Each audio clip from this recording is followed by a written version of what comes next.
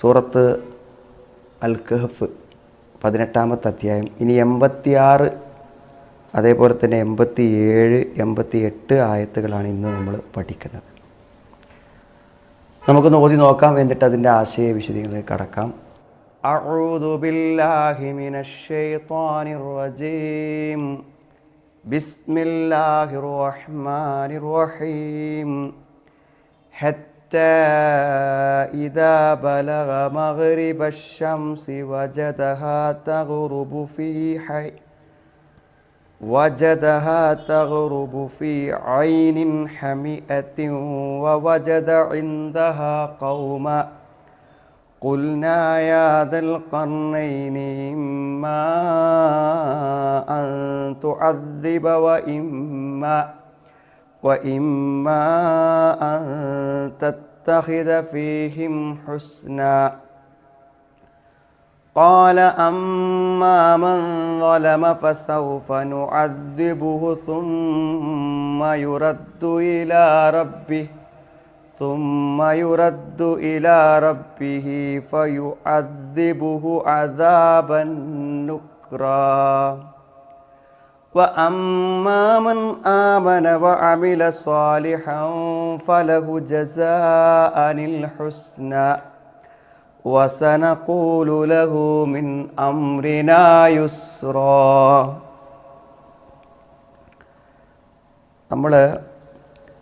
നമ്മളിപ്പോൾ മനസ്സിലാക്കിയ ഒരു കാര്യമാണ്, ദുൽഖർനൈനിയെ കുറിച്ചാണ് നമ്മൾ പറഞ്ഞുകൊണ്ടിരിക്കുന്നത്. ഏകദേശം ചില അഭിപ്രായങ്ങൾ പ്രകാരം ഇബ്രാഹിം നബി അലൈഹിസ്സലാമിൻ്റെ ആ കാലഘട്ടങ്ങളിൽ ജീവിച്ച ഒരു വ്യക്തിയാണെന്നാണ് അദ്ദേഹത്തെക്കുറിച്ച് പറയുന്നത്. ഏതായിരുന്നാലും അദ്ദേഹം സദൂർത്തനായ സ്വാലിഹായ നല്ല ഒരു മനുഷ്യനായിരുന്നു എന്നാണ്.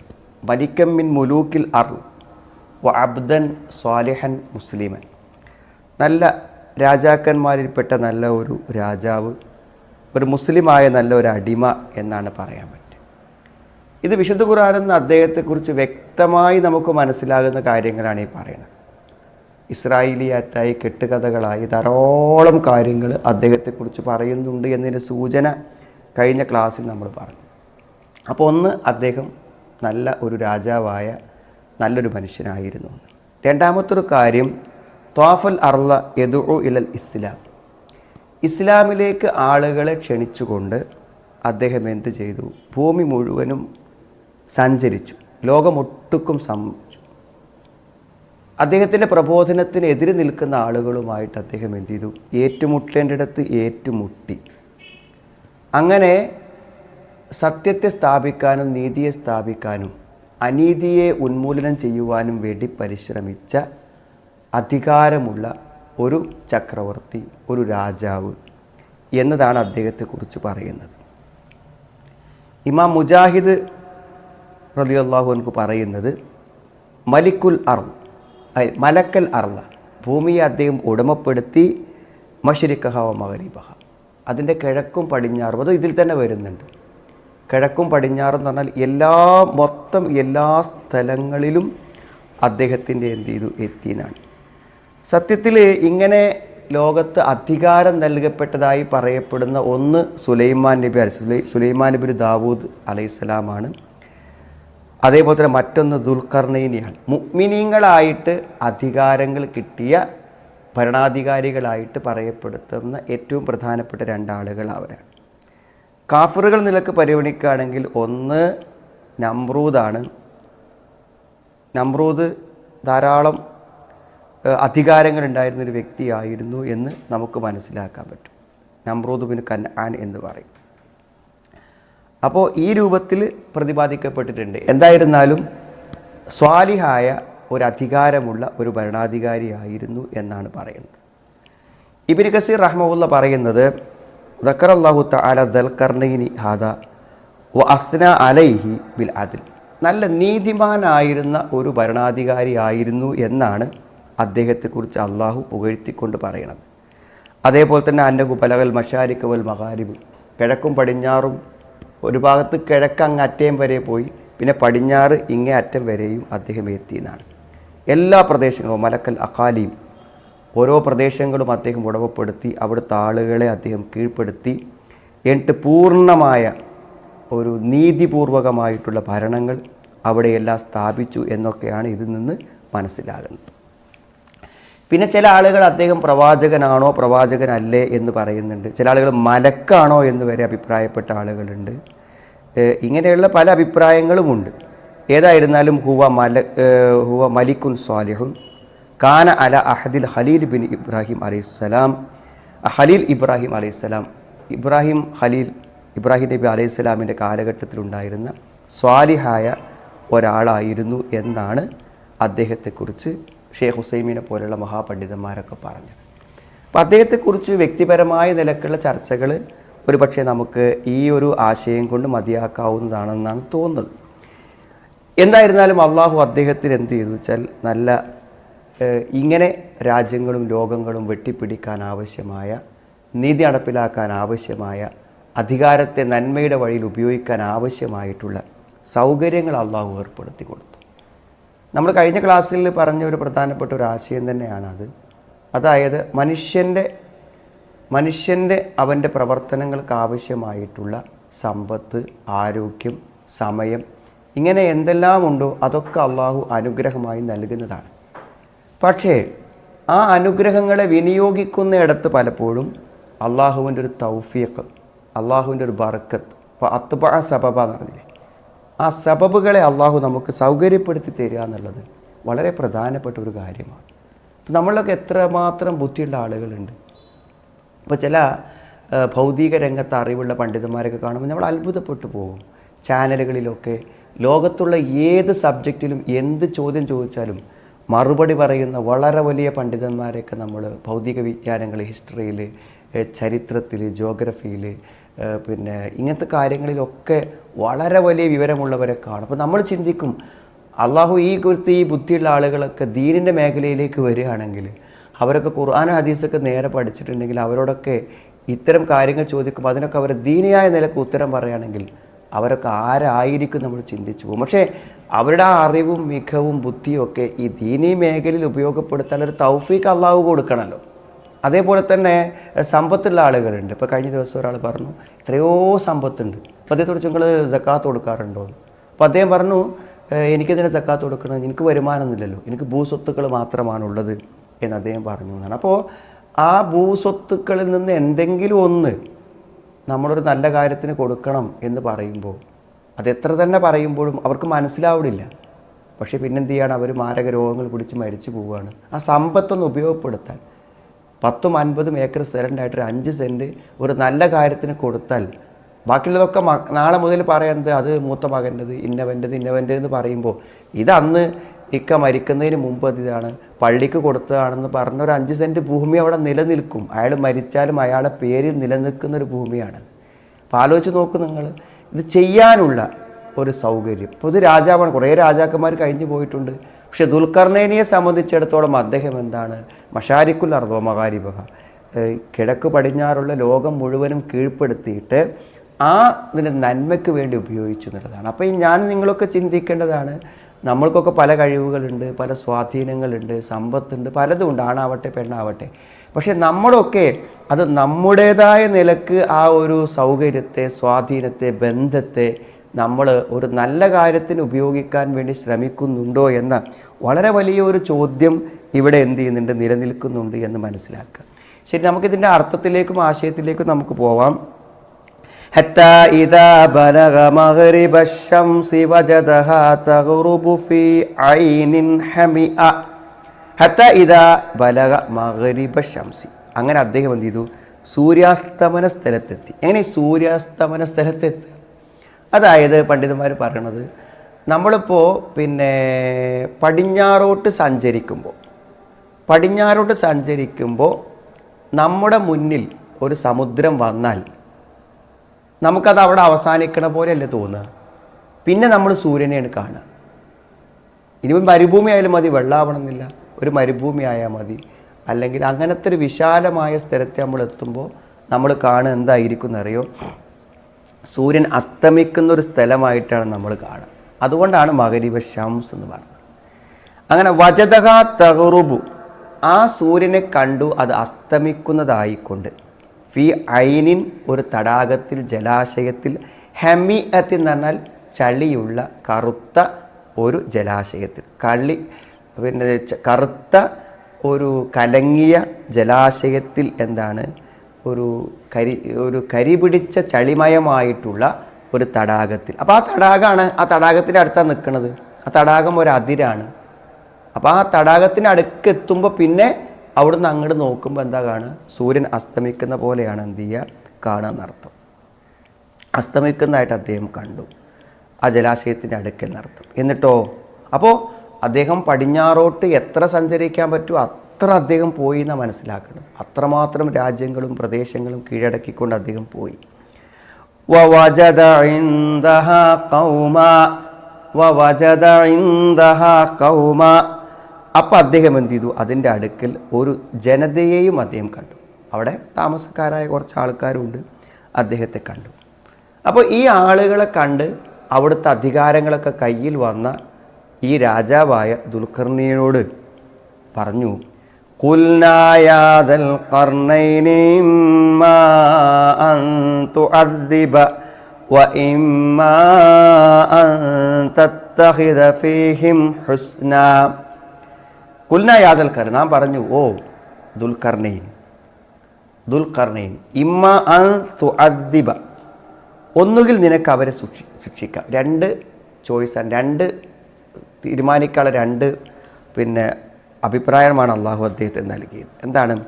ഒന്നില്ലെങ്കിൽ ഇമ്മ അൻ തുഅദ്ദിബ, അവരെ നിനക്ക് ശിക്ഷിക്കാം എന്ന് പറഞ്ഞാൽ അക്രമങ്ങൾ കാണിക്കുന്ന, അനുസരണക്കേട് കാണിക്കുന്ന, കീഴ്പ്പെടാൻ വിസമ്മതിക്കുന്ന, സത്യത്തെ അംഗീകരിക്കാൻ തയ്യാറാവാത്ത ആളുകളെ നിനക്ക് ശിക്ഷിക്കാം. അപ്പോൾ ഇപ്പോഴത്തെ അവസ്ഥയിൽ അവരെന്താണ്? അക്രമികളാണ്, നിഷേധികളാണ്, അങ്ങനത്തെ അധികാരികളാണ്. അതുകൊണ്ട് അവരെ ശിക്ഷിക്കാം. ഇനി മറ്റൊരു ഓപ്ഷൻ എന്താണ്?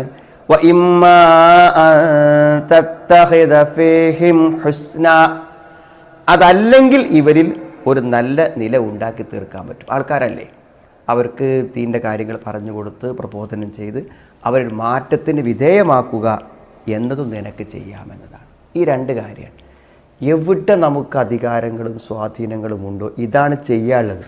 നമ്മുടെ മക്കളെ മേലെ നമുക്കൊരു അധികാരമില്ലേ? ഇല്ലേ? അതേപോലെ തന്നെ നമ്മുടെ കീഴിൽ ജോലി ചെയ്യുന്നവരുടെ പേരത്തിലുണ്ട്, എല്ലാറ്റിലുമുണ്ട്. അവിടെയൊക്കെ നാം നമ്മുടെ സ്വാധീനങ്ങൾ ഉപയോഗപ്പെടുത്തേണ്ടത് നിർബന്ധിച്ചിട്ടല്ല, അവരെ ബുദ്ധിമുട്ടിച്ചിട്ടല്ല, അവരെ ഭീഷണിപ്പെടുത്തിയിട്ടുമല്ല. നമുക്ക് അവർക്ക് എന്ത് ചെയ്യാൻ പറ്റും? ദീൻ്റെ കാര്യങ്ങൾ പറഞ്ഞു കൊടുത്ത് അവരെ ആ ഒരു സത്യത്തിലേക്ക് കൊണ്ടുവരുവാൻ വേണ്ടി നിനക്ക് ശ്രമിക്കാം എന്നാണ് പറഞ്ഞത്. അപ്പോൾ അദ്ദേഹം പറഞ്ഞ മറുപടിയാണ്, ഖാല അമ്മാ മൻ ളലമ ഫസൗഫ നുഅദ്ദിബുഹു. അദ്ദേഹം പറഞ്ഞു, എന്നാൽ ആരക്രമം പ്രവർത്തിച്ചുവോ അവനെ നാം ശിക്ഷിക്കുക തന്നെ ചെയ്യും. ആരക്രമം പ്രവർത്തിച്ചുവോ അവനെ നാം ശിക്ഷിക്കുക തന്നെ ചെയ്യും. ثم يرد إلى ربه فيعذبه عذابا نكرا. പിന്നീട് അവൻ എൻ്റെ രക്ഷിതാവിലേക്ക് മടക്കപ്പെടും, അള്ളാഹുവിലേക്ക് എത്തും. അപ്പോൾ അവിടുന്ന് അവൻ എന്ത് ചെയ്യും?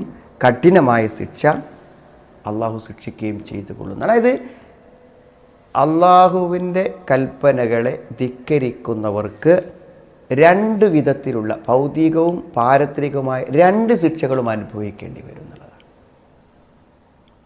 നമ്മൾ ഏതൊരു തെറ്റ് നമ്മൾ പ്രവർത്തിക്കുമ്പോഴും ആ തെറ്റിന് പിന്നിലെല്ലാം അങ്ങനെയുണ്ട്. ഇവിടെ ഒരു ഭരണാധികാരിയുടെ അടുക്കൽ നിന്നുള്ള ശിക്ഷയാണ്. പക്ഷേ സ്വാഭാവികമായി ഒരാൾ മദ്യപിക്കുകയാണെങ്കിൽ അയാൾ നല്ല ബുദ്ധിമുട്ടൊരു അനുഭവിക്കേണ്ടി വരും, യാതൊരു സംശയമല്ല. ഒരു മദ്യപാനം എന്നത് അയാൾക്ക് എത്രമാത്രം അപമാനകരമാകുമെന്ന് നിങ്ങൾ ആലോചിച്ച് നോക്കും. നിങ്ങൾ ശരി, മദ്യപിച്ച ഒരാളെ അയാളുടെ ഭാര്യ കൂട്ടിക്കൊണ്ടുവരികയാണ്. അപ്പോൾ അയാളെപ്പറ്റി ചോദിച്ചു നോക്കുമ്പോൾ അയാൾ എന്താണ്? ഒരു മദ്യപാനി അല്ല അയാൾ എന്ന് അറിയുന്ന സമൂഹത്തിൽ അയാൾ നേതാവാണ്, വളരെ വലിയ സാമൂഹ്യ പ്രവർത്തകനാണ്, സർവാംഗീകാരമുള്ള ആളാണ്, വളരെ ഉന്നതങ്ങളിൽ സ്വാധീനമുള്ള ആളാണ്. അതൊരു മദ്യപാനി അല്ല എന്നറിയുമ്പോഴാണ്. എന്നാൽ മദ്യപാനി എന്ന് പറഞ്ഞ അദ്ദേഹത്തെ ഭാര്യ കൊണ്ടുവരുമ്പോഴോ ഒരു കൊച്ചുകുട്ടിയെപ്പോലെ, ഒന്നിനും പറ്റാത്തൊരാളെപ്പോലെ അപകർഷതയോടെ തല താഴ്ത്തി വളരെ ലജ്ജയോടുകൂടെയാണ് ഇരിക്കുന്നത്. എന്ന് പറഞ്ഞാൽ നമ്മുടെ ഭൗതിക ജീവിതത്തിലെ എല്ലാ അംഗീകാരങ്ങളും മാന്യതയും നഷ്ടപ്പെട്ടു. പിന്നെ മാരകമായ രോഗങ്ങൾ, അസുഖങ്ങൾ. ഇപ്പോൾ കേട്ടില്ല നിങ്ങൾ, പുകവലിയുടെ ഒരു ദിനാചരണം വന്നപ്പോൾ കേട്ടു, അടുത്ത കോവിഡിൻ്റെ 3ാം തരംഗം വരുമ്പോൾ പുകവലിക്കാർക്കതൊരു വലിയ ഭീഷണിയാണ് എന്ന് പറഞ്ഞു കേട്ടു. ഓരോ നിഗമനങ്ങളാവാം. പക്ഷെ എന്തായിരുന്നാലും നാം ചെയ്യുന്ന തെറ്റുകൾ അത് ഇവിടെ തന്നെ നമുക്ക് അങ്ങനത്തെ കാര്യങ്ങളാണ് അള്ളാഹു നമ്മളോട് വിരോധിച്ചത്.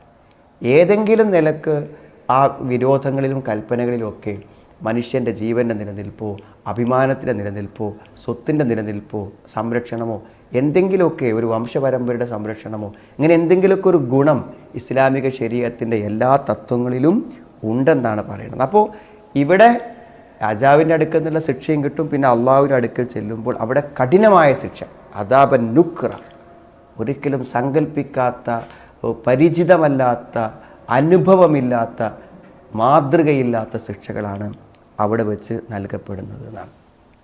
എന്നാലോ വഅമ്മാമൻ ആമന വഅമില സ്വാലിഹ വഅമ്മാമൻ ആമന വഅമില സ്വാലിഹ അമ്മാമൻ ലലമ എന്നല്ല, അക്രമം ചെയ്തു. അതിൻ്റെ നേരെ വിപരീതമാണ്.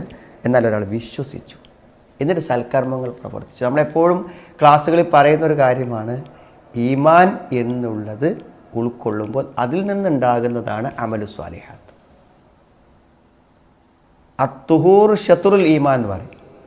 എന്താണ്? ശുദ്ധി ഈമാനിൻ്റെ പകുതിയാണ്. ഈമാനിന് കിട്ടുന്നതിൻ്റെ പകുതി പ്രതിഫലം എന്തു ചെയ്യും? ശുദ്ധിക്ക് കിട്ടുന്നതാണ് അതിൻ്റെ അർത്ഥം, പകുതി പ്രതിഫലം. അപ്പോൾ എന്താണത്? ഈമാൻ എന്ന് പറയുമ്പോൾ മാനസികവും ശാരീരികവുമായ ഹൃദയത്തിൻ്റെയും ശരീരത്തിൻ്റെയും പരിശുദ്ധിയിൽ ഉൾക്കൊള്ളുന്നത്. ഹൃദയത്തിൻ്റെ ശുദ്ധിയാണ് എന്ത്? നമ്മുടെ വിശ്വാസം, അള്ളാഹുവിലെ വിശ്വാസം, പരലോകത്തിലെ വിശ്വാസം, ആഖിറത്തിലെ വിശ്വാസമൊക്കെ ഹൃദയത്തെ ശുദ്ധീകരിക്കും. എന്നാൽ ജസദിനെ ശുദ്ധീകരിക്കുന്നതാണ് എന്ത്? വുളു, കുളി പോലുള്ള കാര്യങ്ങളൊക്കെ ജസദിനെ ശുദ്ധീകരിക്കും. അപ്പോൾ അതൊക്കെ ഈമാനിൽ ഉൾപ്പെടുത്തില്ലേ? ഈമാൻ എന്ന് പറയുമ്പോൾ നാം വിശ്വസിക്കുകയും അതനുസരിച്ച് പ്രവർത്തിക്കുകയും ചെയ്യുക എന്നുള്ളതാണ്. വഅമ്മാമൻ ആമന വഅമില സ്വാലിഹ ഫലഹു ജസാഅനിൽ ഹുസ്ന. അവൻ എന്താണുള്ളത്? അവന് പ്രതിഫലമായി ഏറ്റവും നല്ലതുണ്ടായിരിക്കും. അൽ ഹുസ്ന എന്നുള്ള സ്വർഗത്തിൻ്റെ പേരാണ്. അൽ ഹുസ്ന, ഏറ്റവും നല്ലത്. ഏറ്റവും നല്ലത് സ്വർഗമല്ലാതെ മറ്റെന്താണ്? ഏറ്റവും നല്ലത് സ്വർഗമല്ലാതെ മറ്റെന്താണ്? അപ്പോൾ സ്വർഗം കിട്ടും, ഏറ്റവും നല്ലത്. അതായത് നന്മകൾ നിറഞ്ഞു നിൽക്കുന്ന, നന്മകൾ മാത്രമായി നിൽക്കുന്ന സ്വർഗമാണ് അവന് ലഭിക്കുക എന്നാണ്. വസനഖൂലു ലഹു മിൻ അംറിനാ യുസ്റാ വസനഖൂലു ലഹു മിൻ അംറിനാ യുസ്റാ. നമ്മൾ അവനോട് കൽപ്പിക്കും. എന്താ കൽപ്പിക്കുക? അവനോട് പറയും, അവന് ഏറ്റവും എളുപ്പമുള്ളത്, അത് അള്ളാഹുവിന് കീഴ്പ്പെട്ട് ജീവിക്കുവാനും നല്ലവരാകാനും തയ്യാറുള്ള ആളുകൾക്ക് രാജാവ് എന്ത് ചെയ്യും? എല്ലാവിധ സൗകര്യങ്ങളും എന്ത് ചെയ്യും? ഏർപ്പെടുത്തി കൊടുക്കും എന്നാണ് പറയുന്നത്. അപ്പോൾ അതാണ് അവർക്കുള്ളത്. മറ്റാൾക്ക് ശിക്ഷ ഉള്ളതുപോലെ തന്നെ എന്താണ്? അക്രമികളായ ആളുകൾക്ക് ഇവിടുന്നും പരലോകത്ത് ശിക്ഷ ഉള്ളതുപോലെ നല്ലത് പ്രവർത്തിക്കുന്ന ആളുകൾക്ക് എന്തുണ്ട്? ഇവിടെ നിന്നും പരലോകത്തുനിന്നും അവർക്ക് എന്ത് ചെയ്യും? നല്ലത് ലഭിച്ചു കൊണ്ടിരിക്കും എന്നാണ് പറയുന്നത്. അപ്പോൾ ഇവിടെ പൊതുവായി നമ്മൾ മനസ്സിലാക്കേണ്ട കാര്യങ്ങൾ, ഒന്ന്, അത്ബാ സബബ എന്ന് പറയുന്നവർക്ക് ചില വഴികൾ സൗകര്യപ്പെടുത്തി കൊടുത്തു എന്ന് പറയുന്നുണ്ടല്ലോ. ആ സൗകര്യപ്പെടുത്തി കൊടുത്തത് എന്താണ് എന്ന കാര്യം വളരെ കൃത്യമായി നമുക്ക് അള്ളാഹു റസൂലും പറഞ്ഞു തരാത്തതുകൊണ്ട് നമുക്കത് പറയാൻ പറ്റൂല. പല കഥകളും ഒക്കെ ഉണ്ട്, പക്ഷെ അത് നമുക്ക് എങ്ങനെയൊക്കെയാണ് എന്ന് അദ്ദേഹത്തിന് എന്തായിരുന്നാലും നല്ല ശക്തിയും കഴിവുണ്ടായിരുന്നു. അതെങ്ങനെ ആയിരുന്നു എന്നതിനെക്കുറിച്ച് കൃത്യമായൊരു രൂപം നമുക്കില്ല. എന്തായിരുന്നാലും ഈ അന്നത്തെ ഒരു സൗകര്യം അനുസരിച്ചുകൊണ്ട് അദ്ദേഹത്തിന് എന്താണ്, കിഴക്കോട്ടും പടിഞ്ഞാറോട്ടും ഭൂമിയിലെ വിശാലമായ പ്രദേശങ്ങളിലൂടെ സഞ്ചരിക്കാനുള്ള എന്തോ ഒരു ഒരു ഒരു ഒരു സൗകര്യം അള്ളാഹു നൽകിയിട്ടുണ്ട് എന്ന കാര്യം ഉറപ്പാണ്. നമുക്കറിയാലോ, ഇത്ര വിദൂരമായ രംഗത്തേക്ക് സഞ്ചരിക്കണമെങ്കിൽ അന്ന് അതിനെന്തെങ്കിലും ഒരു സൗകര്യം അള്ളാഹു ഏർപ്പെടുത്തി കൊടുത്തിട്ടുണ്ടായിരിക്കും എന്ന് നമുക്ക് മനസ്സിലാക്കാൻ പറ്റും. പിന്നെ മറ്റൊരു കാര്യം എന്താണെന്ന് ചോദിച്ചാൽ, പിന്നെ നമുക്കിത് മനസ്സിലാവുന്ന ഒരു കാര്യം, ഇഹലോകത്തും പരലോകത്തും എന്തുണ്ട്? നമ്മുടെ തിന്മകൾക്ക് ശിക്ഷകളും ബുദ്ധിമുട്ടുകളും നമുക്ക് ലഭിക്കാം എന്ന ഒരു സൂചന ഇതിലുണ്ട് എന്നുള്ളതാണ്. മറ്റൊന്ന്, നാളെ പരലോകത്ത് നമുക്ക് ലഭിക്കുന്ന സ്വർഗത്തെ അള്ളാഹു അൽ ഹുസ്ന എന്നാണ് വിളിച്ചത്. അതായത് ഫലഹുൽ ജന്ന വൽ ഹാലത്തുൽ ഹസന ഇൻദല്ലാഹി, അള്ളാഹുവിൻ്റെ അടുക്കൽ ഏറ്റവും നല്ലൊരവസ്ഥ എന്ന് പറഞ്ഞാൽ ജീവിതത്തിൽ എന്തെല്ലാം കാര്യങ്ങളുണ്ടോ അതിൽ മുഴുവനും നന്മ നിറഞ്ഞ ഒരു സാഹചര്യം അയാൾക്ക് ഉണ്ടായിരിക്കും എന്നാണ് പറയുന്നത്. പിന്നെ അവസാനം പറഞ്ഞല്ലോ വസനഖൂലു ലഹു മിൻ അംരിനാ യുസ്ര എന്ന് പറഞ്ഞാൽ വസനുഹ്സിനു ഇലൈഹി, നല്ല അനുസരണയോടെ നല്ലവനായി ജീവിക്കുന്ന ആൾക്ക് ദുൽഖർനൈൻ എന്ത് ചെയ്യും? നല്ല സൗകര്യങ്ങൾ ചെയ്തു കൊടുക്കും, അവരോട് നല്ല വാക്കിൽ പെരുമാറും, നല്ല പെരുമാറ്റങ്ങൾ ഉണ്ടായിരിക്കുന്നതാണ്. ഇതിനെക്കുറിച്ച് ഇമാം സഅദി റഹ്മത്തുള്ളാഹി പറഞ്ഞത് ഹാദാ യദുല്ലു അലാ കൗനിഹി മിനൽ മുലൂക്കി സ്വാലിഹീൻ അൽ ഔലിയ, നല്ല അള്ളാഹുവിൻ്റെ ഔലിയാക്കളായ സ്വാലിഹീങ്ങളായിട്ടുള്ള നല്ല രാജാക്കന്മാർ അങ്ങനെ ആയിരിക്കുന്നതാണ്. എന്തായിരിക്കും? ഹൈതു വാഫക്ക, അവർ യോജിക്കും, അള്ളാഹുവിൻ്റെ തൃപ്തിക്ക് യോജിക്കും. ഓരോരുത്തരോടും പെരുമാറുമ്പോൾ അവർ അള്ളാഹുവിൻ്റെ പൂർണ്ണ തൃപ്തി നോക്കിയിട്ടേ പെരുമാറും. അങ്ങനെ പടച്ചോനെ പേടില്ല ഒരാൾ ഭരണാധികാരിയായിട്ട് വരുമ്പോൾ അവിടെ ജീവിക്കുന്ന ആളുകളെ സംബന്ധിച്ചിടത്തോളം അയാൾ അള്ളാഹിൻ്റെ തൃപ്തിക്ക് വേണ്ടി ഭരണം നടത്തുമ്പോൾ വളരെ സമാധാനവും സന്തോഷവുമായിട്ടുള്ള ഒരു ജീവിതം അവർക്ക് സാധ്യമാകും എന്ന് പറയുന്ന ഒരു സന്ദേശം കൂടെ അതിൽ ഉൾക്കൊള്ളുന്നുണ്ട്. ശരി, നമുക്കൊന്നും കൂടെ പോയി നോക്കാം. അഊദു ബില്ലാഹി മിനശ് ശൈത്വാനിർ റജീം ബിസ്മില്ലാഹിർ റഹ്മാനിർ റഹീം ഹത്താ ഇദാ ബലഗ മഗ്രിബശ് ശംസി വജദഹാ തഗ്റുബു ഫീ ഐനിൻ ഹമിഅ في عين حمئة ووجد عندها قوما قلنا يا ذا القرنين إما أن تعذب وإما أن تتخذ فيهم حسنا قال أما من ظلم فسوف نعذبه ثم يرد إلى ربه فيعذبه عذابا نكرا وأما من آمن وعمل صالحا فله جزاء الحسنى وسنقول له من أمرنا يسرا. ഇത്രയാണ് 88 വരെയുള്ള 86, 87, 88 ആയത്തുകളാണ് നമ്മൾ പഠിച്ചത്. ഇൻഷാ അല്ലാഹ് ബാക്കി കുറച്ചുകൂടി ആയത്തുകളുണ്ട്, അടുത്ത ക്ലാസ്സിൽ നമുക്ക് പഠിക്കാൻ പറ്റും. അള്ളാഹു വിശുദ്ധ ഖുർആൻ നമുക്കെതിരെ സാക്ഷികളാകാത്ത രൂപത്തിൽ ഖുർആൻ്റെ ആശയങ്ങളെ ഉൾക്കൊള്ളുവാൻ അള്ളാഹു നമുക്ക് എല്ലാവർക്കും തൗഫീഖ് പ്രദാനം ചെയ്യുമാറാവട്ടെ. റബ്ബന ആതിനാ ഫിദ്ദുനിയ ഹസന വഫിൽ ആഖിറതി ഹസനത വഖിനാ അദാബന്നാർ വൽഹംദുലില്ലാഹി റബ്ബിൽ ആലമീൻ. അല്ലാഹുമ്മ സ്വല്ലി അലാ